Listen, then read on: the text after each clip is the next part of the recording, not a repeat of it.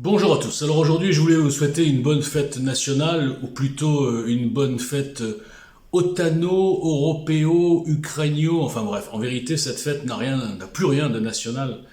Et peu à peu, il gratte tous les symboles justement nationaux. Hein, vous avez vu qu'ils ont mis le logo, l'Arc de Triomphe fendu en deux. Bon, bah, ça veut tout dire. Le drapeau français avec la flamme en dessous, hein, c'est en gros on va vous brûler votre drapeau et puis en plus le fameux logo, alors là ils sont allés loin. Hein. Avant c'était le drapeau européen, déjà moi ça me saoulait. Hein. Et puis alors maintenant c'est pire, c'est en diagonale l'Europe, donc dirigée bien sûr par les corrompus placés, Van der Leyen, etc., des technocrates les plus corrompus d'Europe, ils les ont sélectionnés, ils les ont mis là, et ils ont dit allez-y appliquez le plan. Et puis de l'autre côté, l'OTAN. Alors l'OTAN, qui est une escroquerie extraordinaire, puisque par exemple dans ce dossier Ukraine, c'est extraordinaire que les gens oublient que l'OTAN avait été créé pour se défendre hein, pendant la guerre froide contre l'URSS. Okay.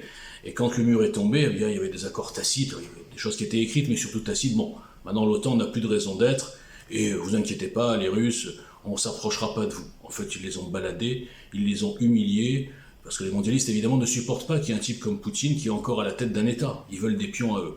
Bon, bref, tout ça pour dire. Donc, je vous souhaite une bonne fête. Et je voulais aussi vous dire un truc. Entre nous. Et sur la chaîne, je peux dire entre nous parce qu'il y a 30 vues. Donc, je peux dire entre nous. Les gens me prennent pour un rageux. Souvent. Ils n'ont pas d'argument. Ils me disent, ouais, t'es un rageux, t'attaques tout le monde, etc. Enfin, bref. Ton caractère, ton ego, enfin que des conneries personnelles qui n'ont rien à faire dans le débat. Hein. Depuis 4 ans, en vérité, ça, avec un peuple adulte, ce serait même pas un sujet, ça. Et je vais vous rassurer, je suis pas rageux, je suis même pas énervé, je suis même pas aigri. Je suis juste halluciné. Halluciné de l'aveuglement, halluciné, comme je dis souvent, de ce peuple de maternelle, de ce peuple qui suit des outils du système, et par contre qui boycotte un type qui se bat depuis 4 ans. J'arrête pas de le dire parce que je trouve ça incroyable. Le premier mouvement citoyen 2017, avant les Gilets jaunes, avec un programme budgété, chiffré, assis sur des analyses, sur une démarche incassable sur le site internet de IGL Citoyen, il y a tout. Personne ne peut m'attaquer sur le fond, parce que sur le fond, je les noie tous. Et je me dis, comment se fait-il, dans ce pays, que des chaînes de tarés, d'abrutis, complets, d'islamistes, de complotistes, d'antisémites qui parlent des khazars, de n'importe quoi, et qui a ou Jim le Veilleur, ou Abdel Zahiri, ou qui vendent des bouquins, le messianisme covidique, ou Pierre Hillard, l'intello qui a étudié l'histoire et qui a fait un parallèle entre nazis et sionistes, ça dérange personne. Comment ça se fait que ces gens arrivent à trouver autant de moutons, autant d'abrutis, autant d'égarés, autant de paumés, de rageux, eux ils sont rageux, de haineux qui ont envie de trouver des coupables. Et quand on leur parle de la libération, de la construction, quand on leur fait des analyses incassables qui sont nulle part, juste sur le site internet, d'un type qui passe nulle part, et pour cause, il n'a pas de camp ce type. C'est ça qui énerve tout le monde. Je ne suis pas binaire. Moi, je peux critiquer Zemmour et dans la foulée Mélenchon. Parce que ce qui m'importe, c'est pas de mettre sous une grande bannière et avoir une équipe de gens lobotomisés au garde à vous parce qu'ils arriveront à rien. Moi, ce qui m'importe, c'est de créer quelque chose de nouveau, de différent, avec des gens qui ont une paire de couilles. J'en ai pas trouvé. Excusez-moi pour le gros mot. J'en ai pas trouvé. Depuis 4 ans, que des rigolos, que des lâches, que des fuyards. Ils sont vite échappés. Alors après, je vous parle de la censure d'État. Je repose toujours la même question, personne ne peut répondre, puisqu'évidemment, il n'y a pas de réponse. Comment vous expliquez que les gens dont je viens de parler, qui sont des tarés, des complotistes, des appels à la haine, des appels à la révolution, tout ça, ces gens-là sont 100 fois moins censurés que moi, Walter Boujna, à la tête d'un mouvement citoyen avec un programme tout à fait cohérent, qui ne veut pas faire la révolution, etc.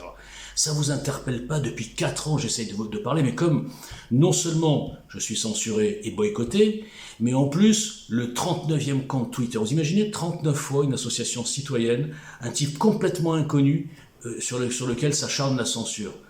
À cause de vous, d'ailleurs, parmi vous, des signaleurs compulsifs. Ils sont tellement rageux d'avoir un type comme eux, hein, un lambda, qui ose affronter tous ces tocards. Ils sont jaloux parce qu'ils savent pas le faire. Donc ils veulent l'éteindre comme eux et le rendre comme eux, des moutons. Donc je me dis, mais comment ça se fait que les gens ne voient pas que ce qui se passe avec Giel depuis 4 ans, c'est absolument surnaturel. Que j'ai démasqué tous les faux proches du peuple, les médiatiques en bois, les médiatiques en mousse, les hypocrites dont je connais la majorité hors Twitter, et donc je sais ce qu'ils ont dans le ventre ou ce qu'ils n'ont pas dans le slip. Aujourd'hui, c'est très sexuel. Donc je me dis, quand est-ce qu'il y aura un déclic? Ça fait 4 ans que j'attends un déclic. Même les adhérents de Giel, tous, à peu près quasiment tous, ils ont fait évaporation globale. Ils ont dit, ouais, non, de toute façon, ça sert à rien. Bah ouais, ça sert à rien. Si tout le monde se dit ça sert à rien, bah ouais, c'est sûr que ça sert à rien. Alors dites pas que vous êtes des rebelles, dites pas que vous êtes des résistants, faites pas votre cinéma à diffuser des gens du système, à diffuser des politiciens, des énarques qui se la jouent révolutionnaires, mais qui sont là d'abord pour faire grossir leur parti, et qui sont des égotiques, hein. Je vais pas dire de nom aujourd'hui, c'est pas la peine. Donc, essayez de faire quelque chose de différent si vous êtes des rebelles. Hein. La résistance, c'est pas de se mettre sous une grande bannière et dire « Oh, on est des résistants, ouais !» Où la critique est impossible. Alors ça, j'en parle encore, la binarité, les gars. Ça fait 4 ans que je dis, les gars, c'est pas avec la binarité, c'est pas avec le stress, c'est pas avec les blocages de tous ces résistants en mousse là, qui me bloquent, ils sont fans de je sais pas qui, je critique, je dis, les gars, peut-être qu'il fait une erreur là, hop, on le bloque, ouais, c'est un fou, bloquez-le tous. Franchement... Mais c'est pas possible que je trouve pas au moins une équipe de 10 personnes qui a une paire, je répète, et qui se lève, qui dit, mais regardez ce truc-là, les gars, arrêtez de le boycotter, le mec qui vous énerve, mais on s'en fout du mec, on s'en fout de moi, je suis pas candidat. Ce qui compte, c'est le quoi, pas le qui, mais vous êtes tellement des moutons élevés au berger, vous avez besoin de suivre une idole. Et quand on vous prouve que vos idoles sont de fausses idoles, ou des fabriqués, ou des lâches, ou des opportunistes, pas grave, vous restez comme ça et vous voulez pas voir, vous continuez à suivre la même idole. Je veux pas parler de Zemmour, mais enfin quand même, Zemmour, il a fait des tonnes d'erreurs, il a pris les gens comme moi de très haut, genre machin, j'ai mon équipe, mais quelle équipe de branquignoles il avait autour de lui, vous l'avez pas compris? Vous avez peur de critiquer? Quand je mets une analyse, évidemment, je la faisais depuis le mois de novembre, personne n'ose la diffuser. Vous avez tous peur, franchement, je le dis à chaque fois, vous êtes des péteux les gars, et vous êtes sous pseudo en plus. Franchement, la lâcheté numérique, quoi. Les gars, je vais pas donner de nom parce que ça serait dur.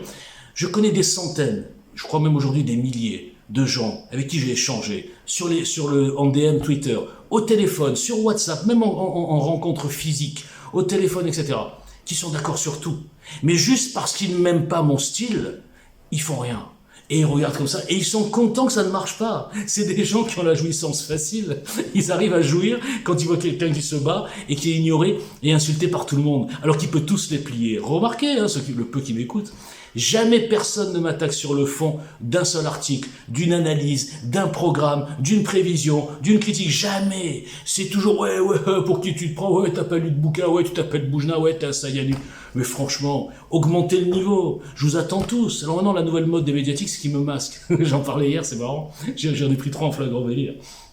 Ils osent pas me bloquer. Ils ont vu que moi je faisais des scandales. Même si j'ai pas d'audience, je m'amuse bien. Je rigole un peu avec tout le monde. Et donc ils me masquent. Donc comme ça, ils s'apercevront pas que de toute façon, on voit pas ces trucs. Et non, ils peuvent pas. Ils peuvent pas.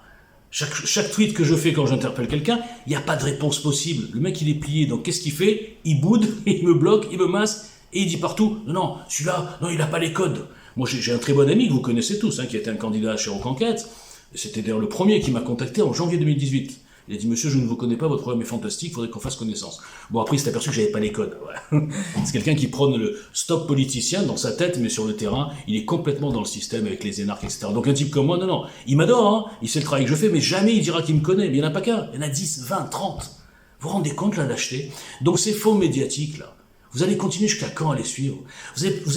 Quand allez-vous comprendre qu'il faut faire quelque chose qui sort de l'ordinaire, qui vient d'ailleurs, qui n'est tenu par aucun lobby, qui n'est pas avec à la tête des gens qui veulent se placer dans le système, genre les Benjamin Cauchy, tous ceux qui se sont plus ou moins rapprochés de ceux qui sont devenus chroniqueurs, ou petites starlettes, ou qui ont écrit des bouquins, des trucs comme ça. Vous suivez ces tocards. Vous voulez pas suivre un sauvage? Allez, venez, suivez-moi.